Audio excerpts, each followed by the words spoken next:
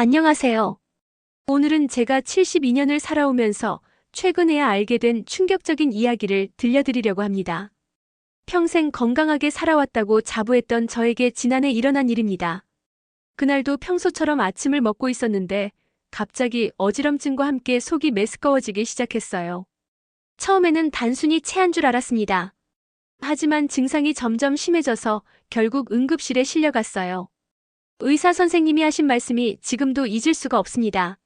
어르신 평소에 어떤 음식들을 함께 드시나요? 그때까지만 해도 음식 궁합이 뭐 그리 중요한지 몰랐어요. 우리 세대는 그냥 몸에 좋다는 것들은 다 함께 먹으면 더 좋을 거라고 생각했거든요. 의사 선생님께서 자세히 설명해 주신 후에야 깨달았습니다.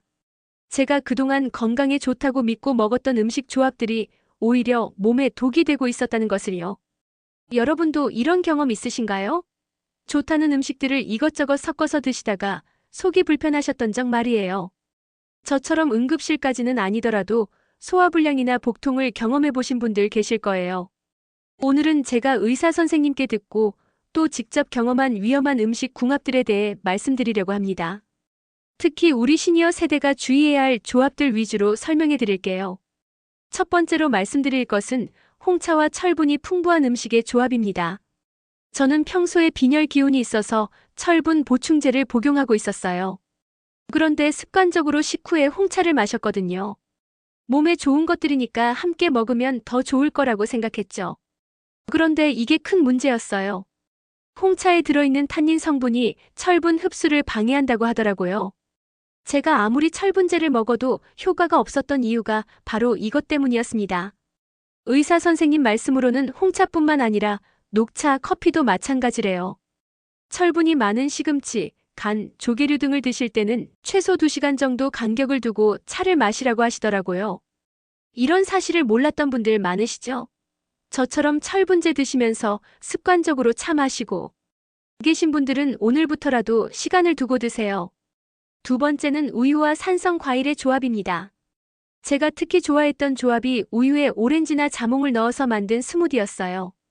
칼슘도 보충하고 비타민C도 섭취할 수 있어서 완벽한 건강 음료라고 생각했거든요.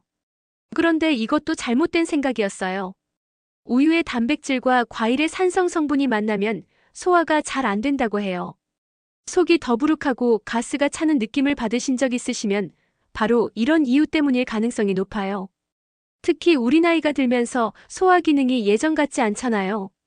젊었을 때는 뭘 먹어도 소화가 잘 됐는데 이제는 조금만 잘못 먹어도 속이 불편해지죠.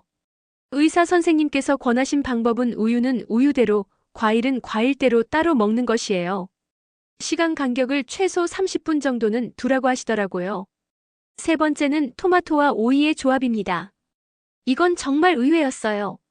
여름철에 토마토 오이 샐러드 정말 자주 해 먹었거든요. 시원하고 상큼해서 더위 먹었을 때 특히 좋다고 생각했는데요. 그런데 알고 보니 오이에 들어있는 아스코르브산 분해 요소가 토마토의 비타민C를 파괴한다고 해요. 영양소 흡수 측면에서는 그리 좋은 조합이 아니라는 거죠. 물론 크게 해롭다는 건 아니에요.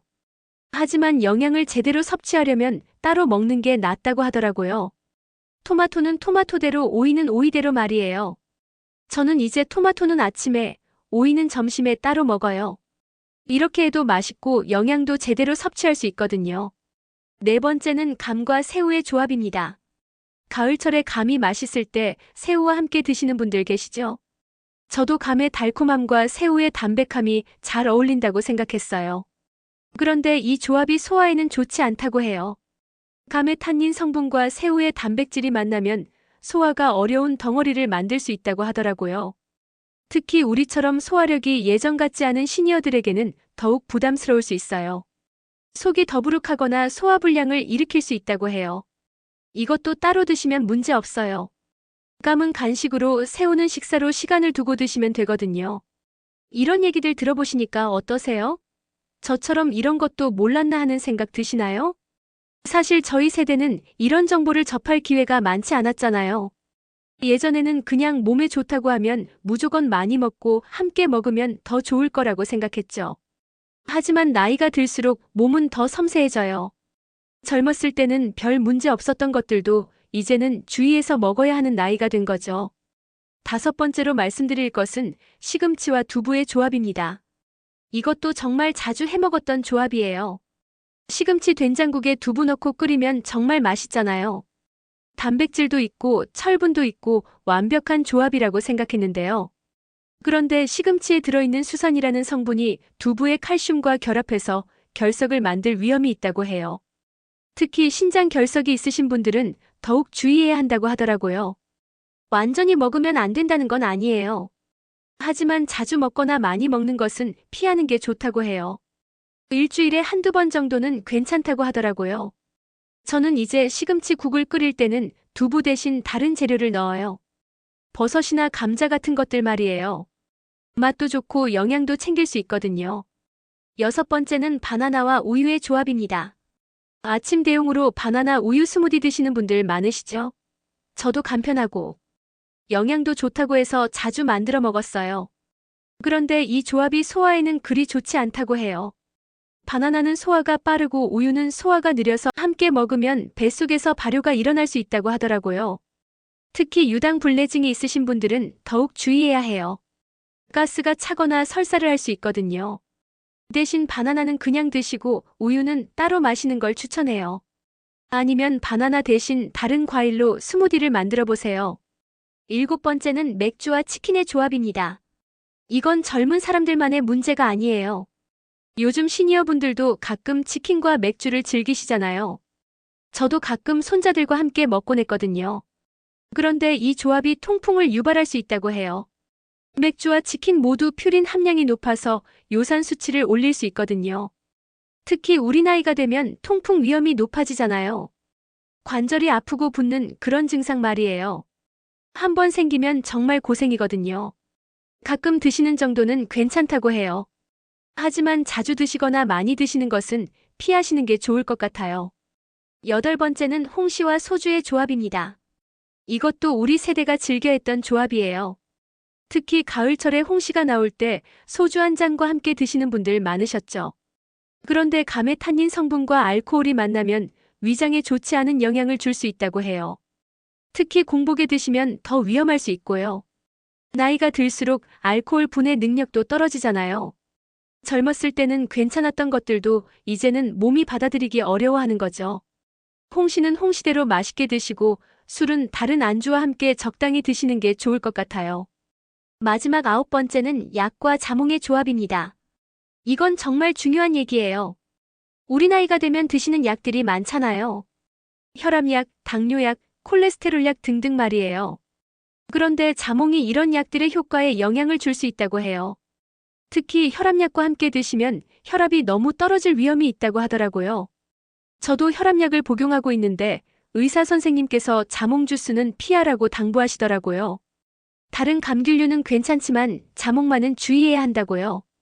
약 드시는 시간과 자몽 드시는 시간을 충분히 벌리거나 아예 자몽은 피하시는 게 안전할 것 같아요. 이렇게 9가지 위험한 음식 조합에 대해 말씀드렸는데요. 어떠신가요? 여러분도 모르고 계셨던 것들이 많으시죠? 저는 이런 것들을 알고 나서 식단을 조금씩 바꿔나가고 있어요. 완전히 금지하는 건 아니고 시간을 두고 먹거나 양을 줄여서 먹거나 하는 식으로요. 가장 중요한 건 우리 몸의 변화를 인정하는 거예요. 젊었을 때는 뭘 먹어도 괜찮았지만 이제는 조금 더 세심하게 신경 써야 하는 나이가 된 거죠. 그렇다고 너무 스트레스 받으실 필요는 없어요. 완벽하게 지키려고 하다 보면 먹을 게 없어져요. 적당히 주의하면서도 맛있게 드시는 게 중요해요. 무엇보다 자신의 몸 상태를 잘 살펴보세요. 어떤 음식을 먹었을 때 속이 불편하거나 몸에 이상이 있다면 그것부터 피하시면 되거든요. 그리고 정기적으로 건강검진을 받으시는 것도 중요해요. 의사 선생님과 상담하면서 본인에게 맞는 식단을 찾아가시면 됩니다. 건강한 식생활은 하루아침에 이루어지는 게 아니에요. 조금씩 개선해 나가면서 우리 몸에 맞는 방법을 찾는 게 중요하죠. 오늘 제가 말씀드린 내용들이 여러분께 조금이나마 도움이 되었기를 바랍니다. 우리 모두 건강하게 오래오래 살면서 맛있는 음식도 즐겁게 드실 수 있기를 바라요. 혹시 여러분도 음식 궁합 때문에 겪으신 일이나 알고 계신 정보가 있으시면 댓글로 나눠주세요. 함께 정보를 공유하면서 모두가 더 건강해질 수 있을 거예요. 내용이 좋았다면 구독과 좋아요 부탁드립니다. 오늘도 좋은 하루 보내시고 건강한 식사하세요. 감사합니다.